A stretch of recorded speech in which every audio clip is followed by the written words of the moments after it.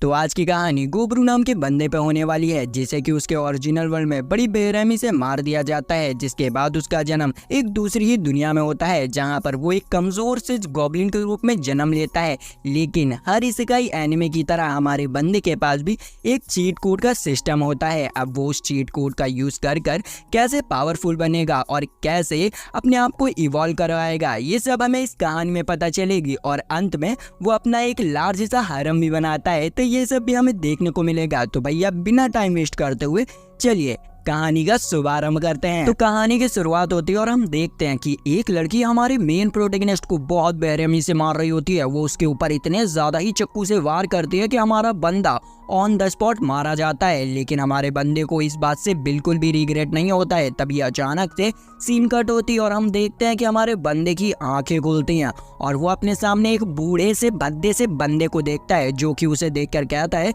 कि आखिरकार तुम्हारी आंखें खुली गई। और ये कहकर वो उसके मुंह में एक बड़ा सा कीड़ा घुसा देता है और उसका नाम गोबू रखता है, और उसके बगल में सो रहा है बच्ची का नाम गोबूची रखता है। इसके बाद हमें सेकंड डे की सीन दिखाई जाती है, जहाँ पर हम देखते हैं कि हमारा बंदा बहुत ज्यादा ही छोटा हो चुका होता है और उसके बगल में बहुत सारे बच्चे सो रहे होते हैं।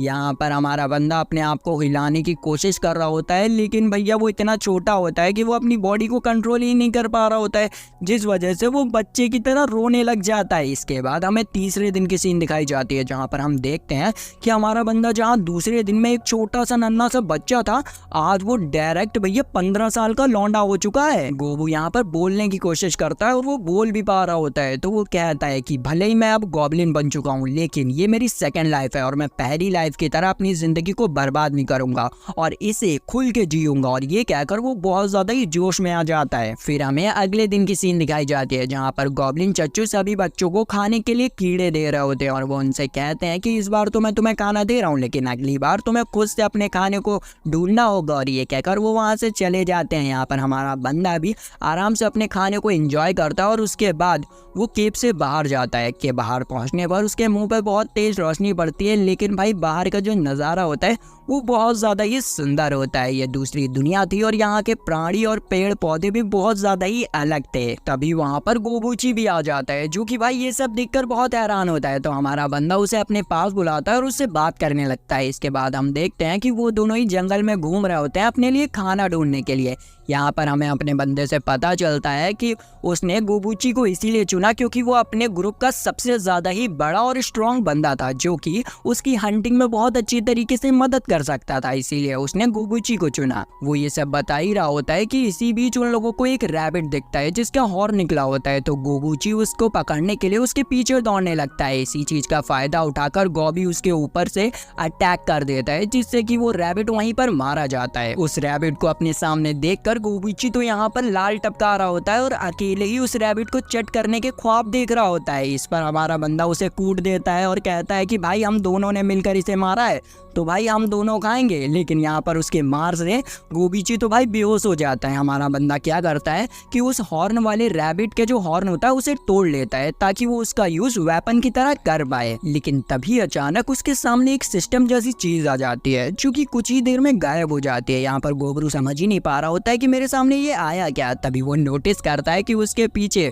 गोबूची भाई अपने मुंह में पूरा सैलाब लेके रखा था। तो भाई उसकी भूख को शांत करने के लिए हमारा बंदा उसे भी अच्छा खासा मीट खिला देता है। इसके बाद हमें अगले दिन की सीन दिखाई जाती है, जहाँ पर ये लोग इसी टेक्निक का यूज करते हैं और एक और रैबिट को मार गिराते हैं। यहाँ पर गोबू उस रैबिट के हॉर्न को भी तोड़ लेता है। फिर वो दोनों मिलकर उस रैबिट के मीट को खाने लग जाते हैं। रैबिट के मीट को खाने की वजह से गोबू को एक एबिलिटी मिलती है, जिससे कि उसे पता चलता है कि उसके प्रीवियस लाइफ की एबिलिटी भी अभी भी उसके पास है। यहाँ पर हमें पता चलता है कि उसके प्रीवियस लाइफ में उसके पास एक रेयर एबिलिटी थी एब्जॉर्प्शन नाम की, जिसकी मदद से वो जिस चीज को खाया करता था उसकी पावर उसके पास आ जाया करती थी। उसे तो ये लगा था कि मरने के बाद उसकी ये एबिलिटी चली गई होगी, लेकिन इस लाइफ में भी उसके पास ये एबिलिटी है। इसका मतलब इस लाइफ में उसके पास चीट कोड का भी सिस्टम होगा। यहाँ पर ये जानकर वो बहुत खुश होता है।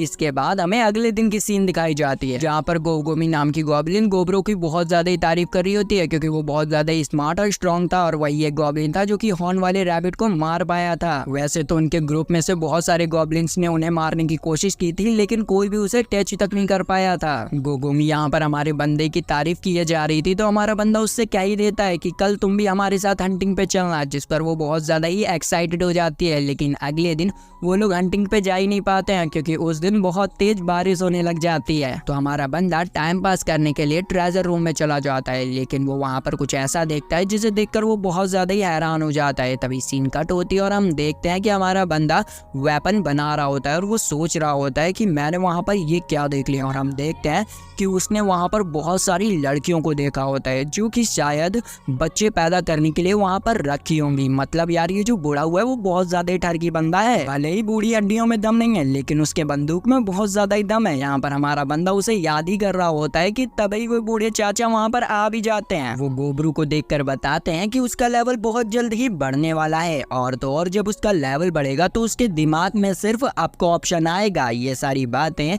गोबरू को समझ तो नहीं आती हैं, लेकिन फिर भी वो अपने लेवल चेक करता है जो कि 86 का होता है। अभी बूढ़े चाचा उसे बताते हैं कि जब वो 100 लेवल पर पहुंच जाएगा तब वो इवॉल्व होगा और एक हायर लेवल के गॉब्लिन में बदल जाएगा। इसी के साथ हमें ये भी पता चलता है कि ये जो गॉब्लिन्स होते हैं वो ज्यादा लंबा नहीं जीते हैं, और हमारे ये जो दद्दू हैं वो खुद भी 20 साल के हैं। यहाँ पर बूढ़े चाचा जाते जाते बताते हैं कि जो यंगर वन है वो वापस से विलेज में आने वाले हैं, और तब तुम इवॉल्व गॉब्लिन से मिल सकते हो जिन्हें कि हॉब गॉब्लिन भी कहते हैं। और देखते हैं कि अब वो क्या लाने वाले हैं। तभी हमें डे 8 की सीन दिखाई जाती है जहाँ पर इस बार हमारे बंदों की गोगोमी भी मदद कर रही होती है, और हमारा बंदा हमेशा की तरह एनिमल्स के पीछे भाग रहा होता है और सामने से हमारा गोब्रो उन्हें खत्म कर देता है और गोगोमी उन्हें बैकअप देने का काम कर रही होती है। फिर वो लोग मिलकर आराम से अपने शिकार को खाते हैं, जिस दौरान हमारे बंदे को बहुत सारी एबिलिटीज मिलती हैं। फिर हमें सीधे डे 11 की सीन दिखाई जाती है जिस दिन ये हमेशा की तरह हंटिंग करते हैं और बहुत सारे वेपन्स को क्रिएट करते हैं।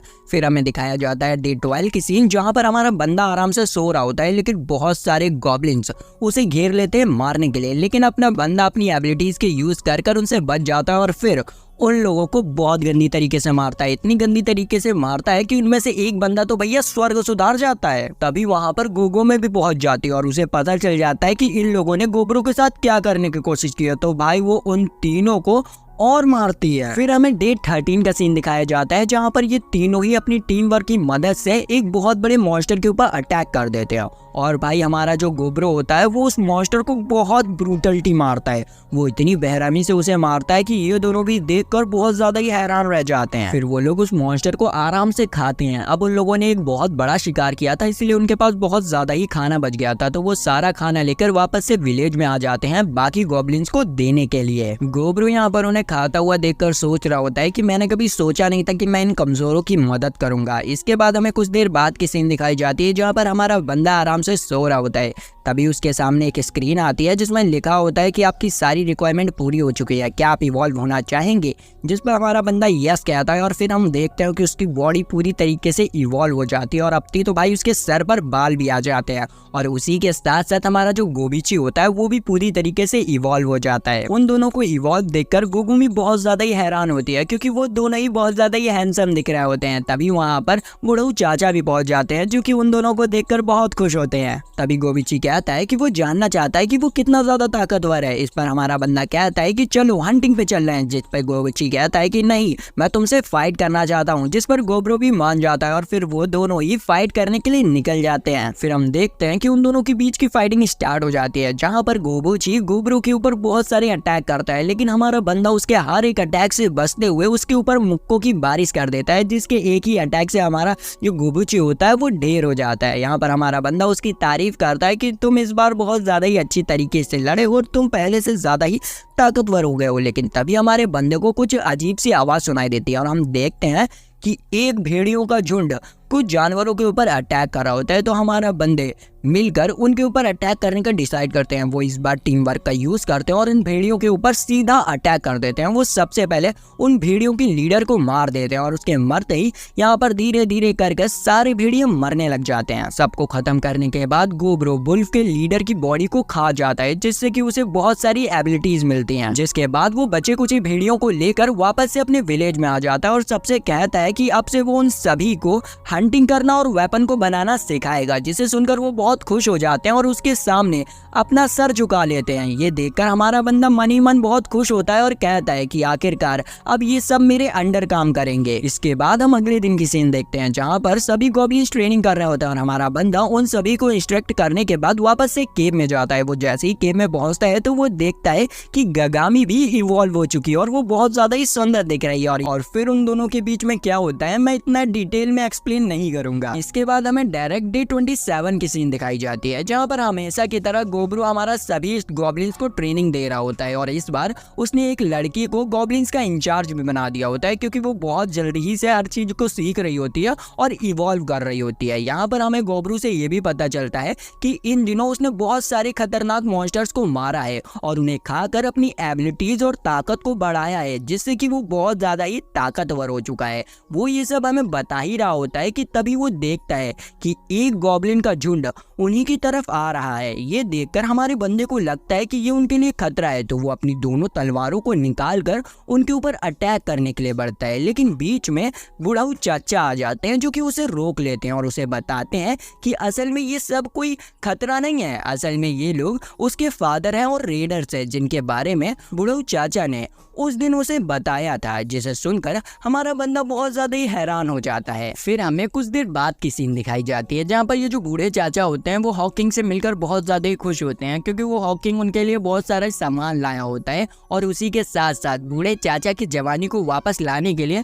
कुछ फीमेल गर्ल्स को भी लाया होता है, जिन्हें देखकर गोब्रू तो बिल्कुल भी खुश नहीं होता है, क्योंकि उसे पता होता है कि ये जो ठरकी बूढ़ा हुआ है वो इन लड़कियों के साथ क्या करने वाला है। तो वो डायरेक्ट हॉकिंग के पास जाता है और उनसे कहता है कि क्या मैं इन लड़कियों को अपने पास रख सकता हूँ, जिसे सुनकर हॉकिंग बहुत ज्यादा गुस्सा हो जाता है और गोब्रू से फाइट करने की बात छेड़ देता है, जिसे सुनकर ओल्ड जनरेशन और यंग जनरेशन के गॉब्लिन्स भी अपने वेपन्स को बाहर निकालकर रेडी हो जाते हैं एक दूसरे से फाइट करने के लिए, क्योंकि उनके लीडर्स भी आपस में फाइट करने वाले थे। उन लोगों की फाइट आगे बढ़ पाती उससे पहले वहाँ पर दो फीमेल गॉब्लिन्स आ जाती हैं, जो कि ओल्ड जनरेशन की थी। वो उन लोगों से कहती है कि जब फाइट तुम लोगों के लीडर के बीच में है तो तुम लोग आपस में लड़ मर क्यों रहे हो, इन्हीं लोगों को हैंडल करने दो ना। और वो उन दोनों को सजेशन देती है कि अगर तुम्हें लड़ना है तो तुम एक डुअल कर सकते हो, जिससे कि ये भी पता चल जाएगा कि नेक्स्ट हॉकिंग कौन बनेगा, जिस पर ये दोनों ही मान जाते हैं। और फिर तभी सीन कट होती है और हम देखते हैं कि यहाँ पर हमारे गोब्रो ने हॉक किंग की मार मार के हालत बहुत बुरी कर दी होती है और उसे पूरी तरीके से वेब में बांध दिया होता है,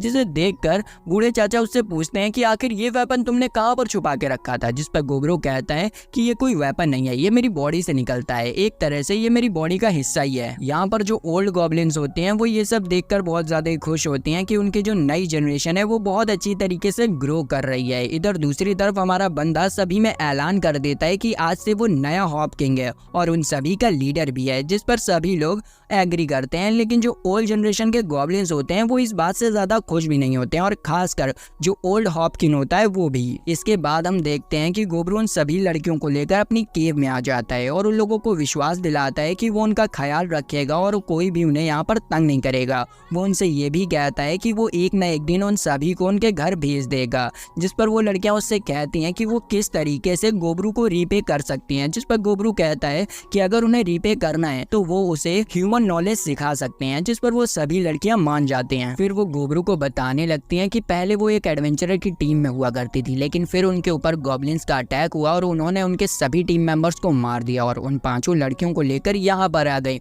उन पांचों लड़कियों को तो लगा ही नहीं था कि वो बच पाएंगे, लेकिन गोब्रू की वजह से वो आज जिंदा हैं। ये सब सोच सोच के वो बहुत ज्यादा ही रोने लगते हैं और हमारे बंदे से ये रोना धोना देखा नहीं जाता है, तो वो वहां से चला जाता है। फिर हमें डे 28 की मॉर्निंग की सीन दिखाई जाती है, जहाँ पर गोब्रू उन सभी लड़कियों के लिए खाना लेके आया होता है। वो देखता है कि वो सभी लड़कियां पूरी तरीके से रिकवर हो चुकी है। वो उन लोगों के लिए खाना इसीलिए ले आया होता है ताकि उन लोगों की मेंटल हेल्थ अच्छी रहे। गोब्रू यहाँ पर उन सभी लड़कियों के काम के बारे में हमें बताता है, जैसे कि ये जो लड़की है वो एक ब्लैक स्मिथ है और ये जो दोनों बहनें हैं उनमें से एक शेफ है और दूसरी टेलर है, और ये जो तीसरी लड़की है वो एक केमिकल साइंटिस्ट है, और ये जो रेड बाल वाली लड़की है वो एक वॉरियर है, लेकिन ये लड़की अभी हमारे बंदे के लिए यूजलेस है। इसके बाद हम देखते हैं कि गोब्रू सभी गॉब्लिन्स को ट्रेनिंग दे रहा होता है, जिसमें कि कुछ ओल्ड ओल्ड गॉब्लिन्स भी शामिल होते हैं जो कि उसकी बात नहीं मानते हैं, तो गोब्रो उन्हें बहुत बुरी तरीके से मारता है। इसके बाद गोब्रो बताता है कि वो लोग पिछले कई दिनों से हंटिंग पे नहीं गए हैं क्योंकि उसने केव में ट्रेनिंग सेशन और नॉलेज सेशन रखा था जिसमें कि उसने सभी गॉब्लिन्स को रूल्स के बारे में बताया था। फिर हमें डे 31 की सीन दिखाई जाती है जहाँ पर बाहर बहुत ज्यादा बारिश हो रही होती है, इसलिए गोब्रो और गोबिची मिलकर एक ट्रेनिंग सेशन रखते हैं जिसमें वो एक दूसरे से फाइट कर रहे होते हैं और बाकी गॉब्लिन्स उनकी फाइट को एंजॉय कर रहे होते हैं। उसी रात को हमारे बंदे की आंखें खुल जाती हैं और वहीं दूसरी तरफ जो ओल्ड गॉब्लिन की टीम होती है वो पांचों लड़कियों के कमरे में घुस जाती है। तभी हमें किसी के पिटने की आवाज सुनाई देती है, जिस आवाज को सुनकर वो पांचों लड़कियां भी उठ जाती हैं और वो देखती हैं कि हमारा गोब्रो उन सभी बंदों को बहुत बुरी तरीके से मार रहा होता है, जिसे देखकर ये पांचों लड़कियां बहुत ज्यादा ही डर जाती हैं। तो गोब्रो उन सभी से माफी मांगने लग जाता है उन्हें डराने के लिए, जिस पर वो सभी लोग रोने लग जाते हैं। इतने में ही सभी गॉब्लिन्स वहां पर आ जाते हैं। तो गोब्रो कहता है कि इन लोगों को उठाओ और यहाँ से बाहर लेके जाओ, मैं सभी के सामने एक एग्जाम्पल सेट करना चाहता हूँ। इसके बाद हम देखते हैं कि गोब्रो उस लीडर को एक पेड़ से उल्टा टांग देता है और उसे बहुत बुरी तरीके से मारने लग जाता है। उसे देखकर जितने भी गॉब्लिन्स खड़े होते हैं उनके दिल के अंदर गोब्रो को लेकर एक डर पैदा हो जाता है। यहाँ पर हम देखते हैं कि गोब्रो उस लीडर को इतनी बुरी तरीके से मारता है कि वो सुबह होते होते मर जाता है। फिर हमें डे 32 की सीन दिखाई जाती है जहाँ पर ये लोग मिलकर एक हॉर्स के ऊपर एरो से अटैक कर देते हैं, लेकिन उस हॉर्स की स्किन जो होती है वो बहुत ज्यादा ही हार्ड होती है जिससे कि उसके ऊपर एरो का कोई असर नहीं होता है। तो हमारा बंदा अपने वेब्स का यूज कर उस हॉर्स को चारों तरफ से बांध देता है और फिर गोबिची और गोब्रो मिलकर उसके ऊपर अटैक कर देते हैं और उसे मार देते हैं। फिर वो लोग उस हॉर्स को खाने लग जाते हैं। उस हॉर्स के मीट को खाने की वजह से हमारे बंदे को बहुत सारी एबिलिटीज मिलती हैं। उनमें से सबसे खतरनाक एबिलिटी होती है ट्रिपल थर्स्ट। इसमें क्या होता है कि जब हमारा गोबिची किसी बंदे के ऊपर अपनी तलवार से अटैक करेगा तो उसका अटैक 3 टाइम डुप्लीकेट हो जाएगा, जिससे कि उस बंदे पे डैमेज भी डबल पड़ेगा। फिर हमें रात की सीन दिखाई जाती है जहाँ पर हमारा बंदा आराम से सो रहा होता है। तभी उसके पास ये लाल बाल वाली लड़की आती है जो कि उसके बगल में आकर सो जाती है। हमारा बंदा उससे कुछ भी नहीं कहता है क्योंकि उसे लग रहा होता है कि शायद ये डर गई है इसलिए मेरे पास आ गई है। फिर हमें डे 33 की सीन दिखाई जाती है। जब हमारे बंदे की आंख खुलती है तो वो देखता है कि गोगो में भी उसके बगल ही में सो रही है और ये दोनों उसके हाथ को पिलो बनाकर सो रहे होते हैं, जिसे देखकर हमारा बंदा बहुत ज्यादा ही हैरान हो जाता है। उसके बाद हमें दिखाया जाता है कि गोबी नाम की एक गॉब्लिन भी हॉब गॉब्लिन में इवॉल्व हो चुकी थी जो कि सपोर्ट टीम में काम करती थी। गोब्रो यहाँ पर हमें टीम के बारे में बताने लगता है जहाँ पर सबसे पहली टीम हैवी वॉरियर्स की आती है जिनका लीडर गोबिची है। फिर आती है लॉन्ग रेंजर्स जिनका लीडर गोबिमी है और अगली टीम है लाइट वॉरियर जिन्हें की गोबोटो संभालती है। उसके बाद आती है सपोर्ट यूनिट जिसकी लीडर गोबी है और लास्ट में आती है मेज यूनिट जिनकी अभी तक कोई भी लीडर नहीं है, लेकिन गोब्रो चाहता है कि वो हॉप आई को उसका लीडर बना दे क्योंकि उसके अलावा गॉब्लिन्स की टीम में कोई भी मैजिक नहीं जानता है। फिर वो बताने लगता है कि उसने सभी लीडर्स को उनकी रिस्पॉन्सिबिलिटी दे दी है और वो अभी हंटिंग के लिए निकल चुका है जिससे कि वो बहुत सारे मॉन्स्टर्स को मारकर अपनी एबिलिटीज को बढ़ा सके। वो जंगल में आगे बढ़ ही रहा होता है कि वो तभी एक हॉर्स को देखता है जो कि एक तालाब से पानी पी रहा था। तो गोब्रो उसे मारने के लिए अपने सेज मैजिक का यूज करता है और अपने हाथ में एक बहुत बड़ा स्पीयर समन कर लेता है और उस स्पीयर से उस हॉर्स के ऊपर अटैक कर देता है। वो स्पीयर इतना ज्यादा ही खतरनाक होता है कि वो हॉर्स एक ही झटके में मारा जाता है। ये देखकर गोब्रो भी बहुत ज्यादा ही हैरान रह जाता है और सोचता है कि मुझे अभी और भी अपनी एबिलिटी पे काम करना होगा। तो वो ये कहकर नॉर्थ फॉरेस्ट की तरफ बढ़ने लगता है। आगे पहुंचने पर वो देखता है कि जमीन पे बहुत सारा खून पड़ा है। ये देखकर उसे याद आता है कि एक दिन बूढ़े चाचा ने उसे बताया था कि नॉर्थ फॉरेस्ट में एक बहुत खतरनाक रेड कलर का बेयर रहता है जिस वजह से नॉर्थ फॉरेस्ट में जाना मना है। वो वहाँ पर एक घोड़े को मरा हुआ देखता है जिसे कि उनकी टीम को मारने में बहुत ज्यादा ही मेहनत लगती है। तभी वहाँ पर वही रेड कलर का बेयर आ जाता है जिसे देखकर हमारा बंदा बहुत ज्यादा ही हैरान रह जाता है, लेकिन उसका मन उससे कह रहा होता है कि वो यहाँ से नहीं भाग सकता है, उसे उस बेयर से फाइट करनी होगी। तो हमारा बंदा अपने फर्स्ट लेवल के मैजिक से उसके ऊपर अटैक कर देता है। तभी सीन कट होती है और हमें विलेज की सीन दिखाई जाती है जहाँ पर जितने भी गॉब्लिन्स होते हैं वो हमारे गोब्रो को ही ढूंढ रहे होते हैं क्योंकि किसी को पता ही नहीं होता है कि आखिर गोब्रो गया तो गया कहाँ। वहीं हम दूसरी तरफ गोब्रो को देखते हैं जिसने कि उस बेयर के ऊपर अटैक किया होता है, लेकिन वो बेयर अपने आप को बचाने के लिए अपने एक हाथ को आगे ले आता है जिससे कि उसका एक हाथ कट जाता है। ये देखकर गोबरू बहुत ज़्यादा हैरान हो जाता है कि इस बेयर ने अपने आप को बचाने के लिए अपने एक हाथ को सेक्रीफाइस कर दिया। बेयर यहाँ पर उसके ऊपर अपने क्लॉ से अटैक कर देता है, लेकिन हमारा बंदा उसके हर एक अटैक से बचते हुए उसके सर के ऊपर सीधे अपने कुल्हाड़ी से अटैक करता है, पर वो उसके सर को काट ही नहीं पाता है। उसी समय वो बेयर उसके ऊपर अटैक कर देता है जिससे कि गोबरू दूर जाके गिरता है, पर गोबरू हार नहीं मानता है और अपने वेब की मदद से उस भालू को पूरी तरीके से जकड़ लेता है। लेकिन वो भालू आराम से पूरे वेब को काट देता है और गोबरू के ऊपर फायर अटैक करता है जिससे कि पूरे जंगल में आग लग जाती है। हम देखते हैं कि हमारा बंदा एक पेड़ के पीछे छुपकर अपनी इंजरीज को हील कर रहा होता है और वहीं पर वो जो भालू होता है वो वहां से भागने की कोशिश करता है, लेकिन हमारा बंदा उसे भागने कहाँ देने वाला था। वो अपनी इंजरीज को पूरी तरीके से हील कर वापस से मैदान में उतर जाता है। यहाँ पर वो उसके ऊपर डायरेक्ट चार्ज कर देता है। वो जो भालू होता है वो उसके ऊपर फायर अटैक करने वाला था, लेकिन उससे पहले ही हमारा बंदा अपने चारों ओर वाटर की एक लेयर बना लेता है जिससे कि उसके फायर अटैक से हमारे बंदे को ज्यादा डैमेज नहीं पहुंचता है और वो भालू के मुंह में अपनी तलवार घुसा देता है। उसी समय भालू अपने दूसरे हाथ से उसके ऊपर अटैक करता है जिससे कि गोबरू दूर जाके गिरता है। इस पॉइंट पर ये दोनों ही की हालत बहुत ज्यादा ही गंदी हो चुकी थी, लेकिन कोई भी हार मानने को तैयार ही नहीं होता है। यहाँ पर ये दोनों ही लड़ने के लिए वापस से खड़े हो जाते हैं और वापस से इन दोनों की फाइट स्टार्ट हो जाती है। तभी सीन कट होती है और हम देखते हैं कि भाई किसी का हाथ हवा में उड़ रहा है। तभी हमें डे 34 की सीन दिखाई जाती है जहां पर हम देखते हैं कि आखिरकार हमारे बंदे ने इस फाइट को जीत लिया होता है, लेकिन उसकी हालत बहुत ज़्यादा ही बुरी होती है क्योंकि भाई उसके पेट में भालू का एक हाथ घुसा होता है जिसे कि उठाकर वो खाने लग जाता है। तभी उसके पास एक नोटिफिकेशन आता है कि आपकी सारी रिक्वायरमेंट पूरी हो चुकी हैं, क्या आप इवॉल्व होना चाहेंगे, जिस पे हमारा गोबरू यस कह देता है। तभी सीन कट होती है और हमें डायरेक्ट डे 35 की सीन दिखाई जाती है जहाँ पर हम देखते हैं कि हमारा बंदा बचे हुए भालू के मांस को खा रहा होता है। तभी वो नोटिस करता है कि उसके हाथ में जो चाकू है वो बहुत ज़्यादा ही छोटा हो चुका है। असल में चाकू छोटा नहीं हुआ है, उसकी पूरी बॉडी ही चेंज हो चुकी है। हम देखते हैं कि हमारा बंदा फुल्ली इवॉल्व हो चुका होता है और एक ऑग्रे बन चुका होता है। वो यहाँ पर अपने कटे हुए हाथ को देखता है जो कि अभी भी रीजनरेट हो रहा होता है। फिर वो अपने विलेज जाता है। वहाँ पहुँचने पर जितने भी गॉब्लिन्स होते हैं उसे देखकर बहुत ज़्यादा ही डर जाते हैं क्योंकि उन्हें लग रहा होता है कि एक ऑग्रे उनके ऊपर अटैक करने आया है। जो देखकर हमारा बंदा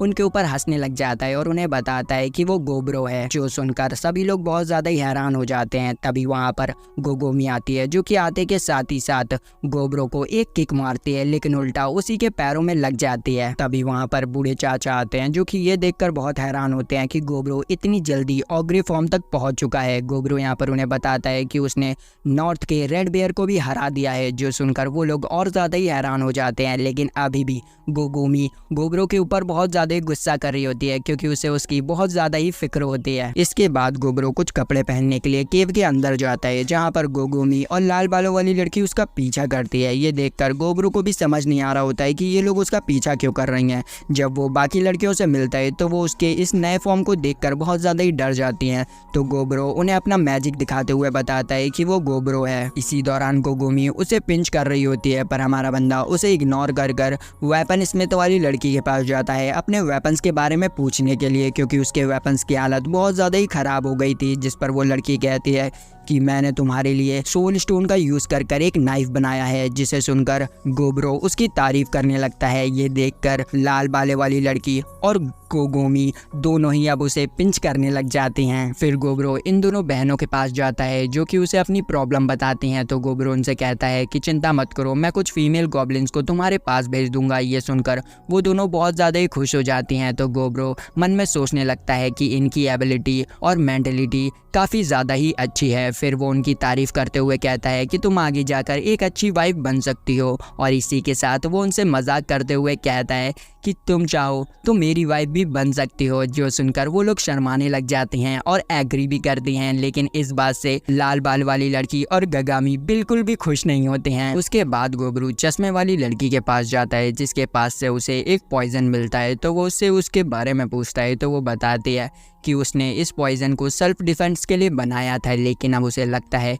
कि इस पॉइजन का इस्तेमाल वो नहीं कर सकती है। वो लड़की गोब्रू से कहती है कि तुम बहुत ज़्यादा ही ताकतवर हो गए हो। तभी अचानक अचानक से गोब्रो उस लड़की को अपनी गोद में उठा लेता है और उससे मजाक करने लग जाता है। तभी वो नोटिस करता है कि उसके पीछे से 2 लड़कियां उसे मारने की कोशिश कर रही हैं। गोब्रो यहाँ बताता है कि जब भी वो इन लड़कियों के साथ होता है तो वो अपने आप को बहुत ज़्यादा ही रिलैक्स महसूस करता है, लेकिन उसकी सोल बहुत ज़्यादा ही थक जाती है। फिर हमें डे 36 की सीन दिखाई जाती है जहाँ पर गोब्रो हमेशा की तरह ट्रेनिंग नहीं कर पा रहा होता है, क्योंकि वो गॉब्लिन्स के ऊपर जैसे ही अटैक करता है वो लोग काफ़ी ज़्यादा ही इंजर्ड हो जाते हैं। यहाँ तक तो गोबीची अपने फुल आर्मर के साथ भी गोब्रो के सामने नहीं टिक पा रहा होता है और हमारे बंदे को उल्टा उन सभी को हील करना पड़ता है। गोब्रो यहाँ पर गोबीची से पूछता है कि तुम ठीक हो, जिस पर वो कुछ भी नहीं कहता है और शांति से वहाँ से चला जाता है। वहीं दूसरी तरफ गोबी सोल स्टोन की माइनिंग कर रही होती है और ये लोग आपस में ट्रेनिंग कर रहे होते हैं। फिर हमें दिखाया जाता है कि हमारा बंदा कटे हाथ होने के बावजूद भी सिलाई कर पा रहा होता है, क्योंकि उसने अपनी स्लाइंग मैजिक की मदद से एक आर्टिफिशियल हाथ बना लिया होता है। जिसके बाद हमें डे 37 का सीन दिखाया जाता है जहाँ पर लंच ब्रेक चल रहा होता है। उसी दौरान गोबी एक कार्बन सेल को लेके आती है जो कि काफ़ी ज़्यादा ही इंजर्ड होती है, तो हमारा बंदा उसे जल्दी से जल्द हील करने लग जाता है। गोबी यहाँ उसे बताती है कि जब वो माइनिंग कर रही थी तब उसे कार्बन सेल बहुत बुरी हालत में मिली। जिसके बाद हमें कुछ देर बाद की सीन दिखाई जाती है जहाँ पर कार्बन सेल को होश आ जाता है और उसे यहाँ पर सारी सिचुएशन के बारे में पता चलता है। तो वो गोब्रो को थैंक यू कहती है और फिर उसे अपनी प्रॉब्लम के बारे में बताती है। वो बताती है कि उसके ऊपर कुछ ह्यूमंस ने अटैक कर दिया था जिसकी वजह से वो बहुत ज़्यादा ही इंजर्ड हो गई। असल में वो ह्यूमंस उसके स्पेशल जेम के पीछे पड़े हुए थे जो कि बहुत ज़्यादा ही रेयर होता है। वो लड़की उन्हें बताती है कि वो ज़्यादा देर तक की जिंदा नहीं रहने वाली है, इसीलिए प्लीज़ वो लोग उसकी मदद करें उन इंसानों को रोकने के लिए। फिर वो उन्हें अपने पास्ट के बारे में बताने लगती है कि कैसे उसे एक फेमस मैजिशियन वेलवेट ने बनाया था और वो जिस जगह से आई है उस जगह पर वेलवेट की पूरी जिंदगी की कमाई रखी हुई है। और वो उन्हें ये भी बताती है कि वेलवेट इंसानों से बहुत ज़्यादा ही नफरत करते थे, इसीलिए वो लोग उस खजाने को खुद रख ले और उन इंसानों को वहाँ से भगा दें। ये सब सुनने के बाद गोब्रो सभी गॉब्लिन्स को अपने पास बुलाता है और वेपन स्मिथ से कहता है कि तुमने जिस वेपन के बारे में सुबह मुझसे कहा था उसे मेरे पास लेके आओ। तो वेपन स्मिथ उसके पास सोल स्टोन से बना हुआ नाइफ लेके आ जाती है। जिसके बाद वो उन सभी को बताता है कि वो लोग ट्रेजर रूम में जाने वाले हैं और वो उनसे कहता है कि पहले तो मैं उन इंसानों से प्यार से बात करूंगा, लेकिन अगर वो नहीं माने तो फिर मुझे वायलेंस का यूज करना पड़ेगा। जिस पर वो लोग कहते हैं कि ठीक है, लेकिन संभल कर जाना। फिर गोब्रो गोबी के साथ उस जगह पर पहुंच जाता है जहां पर उसे कार्बन सेल मिली थी। जिसके बाद वो अकेले ही उस केव के अंदर चला जाता है। वो हमें बताता है कि उसने बाकी गॉब्लिन्स को छुपने के लिए कह दिया है, जब उसे उन सभी की जरूरत पड़ेगी तो वो उन्हें बुला लेगा। इतने में ही वो देखता है कि उसके पीछे कुछ एडवेंचरर आ रहे हैं जो कि उसे देखकर बहुत ज्यादा ही घबरा जाते हैं। इतने में ही एक असैसिन गोब्रू के ऊपर अटैक कर देता है, जिसे कि गोब्रू आराम से रोक लेता है और उन लोगों से कहता है कि चोरी करना गलत बात है और बहुत सारी बातें उन्हें अच्छी अच्छी बताने लगता है जो कि भैया इन सभी को रास नहीं आती हैं। और वो अपनी मैजिकल पावर से गोब्रू के ऊपर अटैक करने लग जाते हैं, जिससे कि गोब्रू का दिमाग खराब हो जाता है और वो अपने साथियों को भी वहां पर बुला लेता है। गोब्रू नोटिस करता है कि उन एडवेंचरर के पास बहुत ज्यादा ही रेयर वेपन्स हैं जिन्हें कि वो ले सकता है, तो वो उन सभी को मारकर खा जाता है और उनके जितने भी आइटम्स होते हैं उन्हें भी ले लेता है। फिर वो लोग ट्रेजर रूम में जाते हैं जहाँ पर वेलवेट की बॉडी थी। कार्बन सेल उन्हें बताती है कि अगर उन्हें सोल स्टोन की ज़रूरत है तो वो यहाँ पर माइनिंग कर सकते हैं, यहाँ पर उन्हें बहुत सारे सोल स्टोन मिलेंगे। फिर ये कहने के बाद वो अपनी आखिरी सांस लेती है और उसके सर में जो स्टोन लगा होता है वो हमारे गोब्रो के पास छोड़ देती है, जिससे कि हमारा बंदा डायरेक्ट खा लेता है, जिससे कि उसे बहुत सारी एबिलिटी मिल जाती हैं। फिर वो उस ट्रेजर रूम के सारे खजाने को इकट्ठा कर लेते हैं और जाने लगते हैं, लेकिन हमारा बंदा वेलवेट की बॉडी को अकेला नहीं छोड़ना चाहता था, इसीलिए वो उसकी बॉडी को जला देता है। बॉडी के जलने के बाद वेलवेट की बॉडी से एक हाथ निकलता है, जिसे कि हमारा बंदा जैसे ही उठाता है अचानक से वो हाथ उसके कटे हुए हाथ में अटैच हो जाता है, जिससे कि उसे बहुत सारी एबिलिटीज़ मिल जाती हैं और उसी के साथ उसे एक नया हाथ भी मिल जाता है, जिसे कि वो अपने दोस्तों को दिखाता है, जिसे देखकर वो लोग बहुत ज़्यादा ही हैरान हो जाते हैं। गोब्रो ने बताता है कि वो इस हाथ को कैसे भी घुमा सकता है। इसके बाद हमें डे 38 की सीन दिखाई जाती है जहां पर गोब्रो वेपन स्मिथ के साथ मिलकर अपने कुछ वेपन्स के ऊपर काम कर रहा होता है। इसके बाद हमें डे 39 की सीन दिखाई जाती है जहां पर गोब्रो ने कुछ गॉब्लिन्स को मैजिकल वेपन्स दिए होते हैं और अपने लिए एक लेजेंडरी वेपन रखा होता है जो कि एक स्पीयर होता है। यहाँ पर हमें बताया जाता है कि legendary weapon second high level का वेपन होता है जो कि बहुत ज़्यादा ही खतरनाक होता है और ह्यूमंस के अकॉर्डिंग ये वेपन जिस इंसान के पास होगा वो एक पूरे किंगडम को आसानी से खत्म कर सकता है। फिर हमें डे 40 का सीन दिखाया जाता है जहाँ पर एक नॉकआउट टूर्नामेंट रखा जाता है अपने लीडर को सेलेक्ट करने के लिए, जिसमें बहुत सारे गॉब्लिन्स पार्टिसिपेट कर कर अपने लेवल को इंक्रीज करते हैं। इसी दौरान गोब्रो भी सोच रहा होता है कि उसे एक मर्सरी ग्रुप भी बनाना चाहिए। फिर गोब्रो एक और सफर के लिए निकल जाता है बहुत सारी रेयर स्पीसीज को ढूंढने के लिए, जहाँ पर रास्ते में उसे एक गोल्डन कलर का स्पाइडर मिलता है जिसे कि मारकर उसे एक गोल्डन आइटम मिलता है जो कि बहुत ज्यादा ही कीमती होता है। फिर और आगे जाने पर उसे एक लाल कलर का डियर मिलता है जिसे कि वो आसानी से खत्म कर देता है। इसी बीच वो एक अलग सी जगह पर पहुंच जाता है जहाँ पर एक अजीब सा पेड़ खड़ा होता है जिसे देखकर वो हमें बताता है एक नई स्पीसीज के बारे में जिसे कि ड्राई आइट्स कहते हैं, जो कि बहुत ज्यादा ही इंटेलिजेंट होते हैं और वो मैंस का यूज करते हैं अपनी रिक्वायरमेंट को फुलफिल करने के लिए। अब आप समझ सकते हैं उनकी रिक्वायरमेंट क्या हो सकती है। हमारा बंदा भी सोचता है कि उसे यहाँ से निकल जाना चाहिए वरना कुछ दुर्घटना घट सकती है और यहाँ पर घट भी जाती है। ड्राई आइट्स उसके पास आ जाती है और उसे सिड्यूस करने की कोशिश करती है। यहाँ पर हमारा बंदा अपने अरमानों को बहुत ज्यादा ही संभालने की कोशिश करता है, लेकिन ड्राई आइट्स उसके अरमानों को ही पकड़ लेती है जिससे कि हमारे बंदे के सबर के बाद सारे के सारे टूट जाते हैं और फिर जो खेल होता है वो आप भी समझ सकते हैं। फिर पेड़ की सारी पत्तियों को हिलाने के बाद गोब्रू हमारा ड्राई आइट्स को बाय कहता है और अपने घर के लिए निकल जाता है। वहीं रास्ते में वो एक लेक में नहा रहा होता है, तभी उसके ऊपर कुछ लिजार्ड मैन अटैक कर देते हैं, लेकिन हमारा बंदा उन्हें आसानी से मार देता है। जिसके बाद हमें डे 42 का सीन दिखाया जाता है जहाँ पर हमारे बंदे को एन्चेंटमेंट के बारे में पता चलता है। तो वो वेपन स्मिथ के पास जाता है अपने वेपन को एन्चेंट करने के लिए, लेकिन वो नोटिस करता है कि वो तो उससे अच्छे से बात ही नहीं कर रही है। फिर वो गोगोमी के पास जाता है उससे बात करने के लिए, लेकिन गोगोमी उसे इग्नोर कर वहाँ से चली जाती है।